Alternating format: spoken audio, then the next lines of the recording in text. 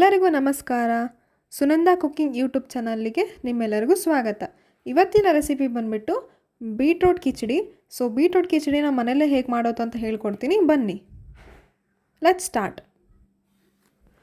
ಮೊದಲು ನಾವಿಲ್ಲಿ ಬೀಟ್ರೂಟ್ ಪಚಡಿನ ಮಾಡೋಕ್ಕೆ ಒಂದು ಮೀಡಿಯಮ್ ಸೈಜ್ ಆಗಿರೋವಂಥ ಬೀಟ್ರೂಟ್ನ ತೊಗೊಂಡಿದ್ದೀನಿ, ನೋಡ್ತಾ ಇರ್ಬೋದು. ಹಾಗೆ ಬೀಟ್ರೂಟ್ ಪಚಡಿ ಮಾಡೋಕ್ಕೆ ಹಸಿ ಕೊಬ್ಬರಿ ತುರಿದಿಟ್ಕೊಂಡಿದ್ದೀನಿ. ಹಾಗೆ 1 ಕಪ್ ಆಗೋಷ್ಟು ಮೊಸರು, ಹಾಗೆ ಹಸಿರು ಮೆಣಸಿನ್ಕಾಯಿ 4 ತೊಗೊಂಡಿದ್ದೀನಿ. ಶುಂಠಿನ ಕಟ್ ಮಾಡಿಬಿಟ್ಟು ಇಟ್ಕೊಂಡಿದ್ದೀನಿ. ಬೀಟ್ರೂಟ್ನ ತುರ್ಕೋಬೇಕು. ಹಾಗೆ 4 ಒಣಮೆಣಸಿನ್ಕಾಯಿನ ತೊಗೊಂಡಿದ್ದೀನಿ, ಮುರಿದಿಟ್ಕೊಂಡಿದ್ದೀನಿ.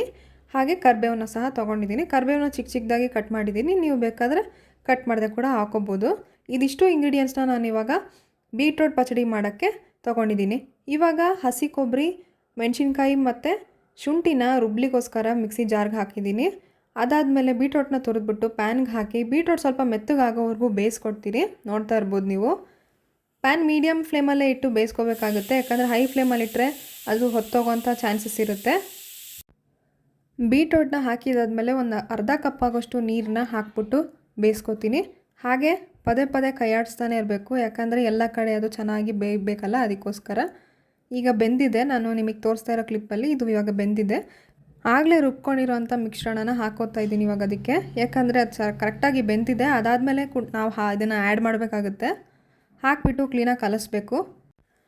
ಎಲ್ಲನೂ ಈ ರೀತಿ ಮಿಕ್ಸ್ ಮಾಡ್ಕೊಂಡಾದಮೇಲೆ ಒಂದು 10 ನಿಮಿಷ ಅದನ್ನು ಹಾಗೆ ಲೋ ಫ್ಲೇಮಲ್ಲೇ ಇಟ್ಬಿಟ್ಟು ಬೇಯಿಸ್ಕೋಬೇಕಾಗತ್ತೆ. ಬೇಯಿಸ್ಕೊಂಡಾದ್ಮೇಲೆ ಸ್ವಲ್ಪ ಉಪ್ಪನ್ನ ಹಾಕ್ತಾಯಿದ್ದೀನಿ. ರುಚಿಗೆ ತಕ್ಕಷ್ಟು ನೋಡ್ಬಿಟ್ಟು ಹಾಕ್ಕೊಳ್ಳಿ. ಕ್ವಾಂಟಿಟಿ ಮೇಲೆ ಡಿಪೆಂಡ್ ಆಗಿ ಉಪ್ಪು ಹಾಕಬೇಕಾಗಿರುತ್ತೆ.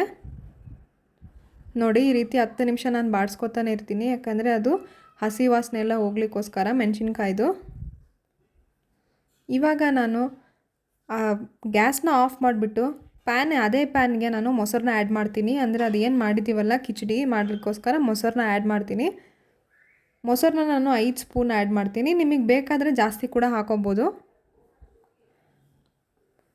ರುಚಿ ಮಾತ್ರ ಸಖತ್ತಾಗಿರುತ್ತೆ. ಒಂದು ಸತಿ ಟ್ರೈ ಮಾಡಿ, ಮರೀದೆ ಟ್ರೈ ಮಾಡಿ. ಹಾಗೆ ನೀವೇನಾದರೂ ನಮ್ಮ ಚಾನಲ್ನ ಹೊಸದಾಗಿ ವಾಚ್ ಮಾಡ್ತಾಯಿದ್ರೆ ಸಬ್ಸ್ಕ್ರೈಬ್ ಮಾಡಿ. ಹಾಗೆ ನಿಮಗೆ ಏನು ಅನಿಸುತ್ತೋ ಅದನ್ನು ಕಮೆಂಟ್ ಮಾಡಿ. ನೀವು ಕಮೆಂಟ್ ಮಾಡೋದ್ರಿಂದ ನಾವೇನು ಮಾಡ್ತಾಯಿದ್ದೀವಿ ಅಂತ ನಮಗೂ ಕೂಡ ಸ್ವಲ್ಪ ಗೊತ್ತಾಗುತ್ತೆ. ನಿಮಗೆ ಅದು ಹೇಗೆ ರೀಚ್ ಆಗ್ತಿದೆ ಅಂತ ಸ್ವಲ್ಪ ಗೊತ್ತಾಗುತ್ತೆ, ಅದಕ್ಕೋಸ್ಕರ. ನೋಡ್ತಾ ಇರ್ಬೋದು, ಈ ರೀತಿ ನಾನು ಮೊಸರು ಹಾಕಿ ಕ್ಲೀನಾಗಿ ಕಲಸಿದ ಮೇಲೆ ಅದು ಟೆಕ್ಸ್ಚರ್ ಹೇಗಾಗಿದೆ ಅಂತ ನೀವು ನೋಡ್ಬೋದು. ಇವಾಗ ನಾನು ಅದಕ್ಕೆ ಒಗ್ಗರಣೆನ ಕೊಡಬೇಕು. ಅದಕ್ಕೋಸ್ಕರ ನೋಡಿ, ನಾನು ಎಣ್ಣೆ ಕಾದ್ಮೇಲೆ ಸ್ವಲ್ಪ ಸಾಸಿವೆನ ಹಾಕ್ಕೊಂಡು ಒಂದು ಚಿಟಿಕೆ ಇಂಗನ್ನು ಸಹ ಹಾಕ್ಕೊಳ್ತಾ ಇದ್ದೀನಿ. ಸಾಸಿವೆ ಎಲ್ಲ ಚಟಪಟ ಅಂದಮೇಲೆ ಕರಿಬೇವನ್ನ ಹಾಕ್ಕೊತಾ ಇದ್ದೀನಿ. ಕರಿಬೇವನ್ನ ಹಾಕ್ಕೊಂಡಾದ್ಮೇಲೆ ಒಣಮೆಣಸಿನ್ಕಾಯಿ ಏನು ಮುರಿದಿಟ್ಕೊಂಡಿದ್ನಲ್ಲ ಅದನ್ನು ಸಹ ಹಾಕ್ಕೊತಾ ಇದ್ದೀನಿ. 1-2 ಸತಿ ಸ್ಪೂನಲ್ಲಿ ಈ ರೀತಿ ಕೈ ಆಡಿಸ್ಬಿಟ್ಟು ನಾನಿವಾಗ ಆ ಪಚಡಿಗೆ ಇದನ್ನು ಹಾಕ್ತೀನಿ. ಟೇಸ್ಟ್ ಅಂತೂ ತುಂಬಾ ಚೆನ್ನಾಗಿರುತ್ತೆ. ಒಂದು ಸತಿ ಟ್ರೈ ಮಾಡಿ ನಿಮ್ಮ ಒಂದು ಏನು ಅನಿಸಿಕೆ ಇದೆ ನಮಗೆ ತಪ್ಪದೆ ತಿಳಿಸಿ. Thanks for watching.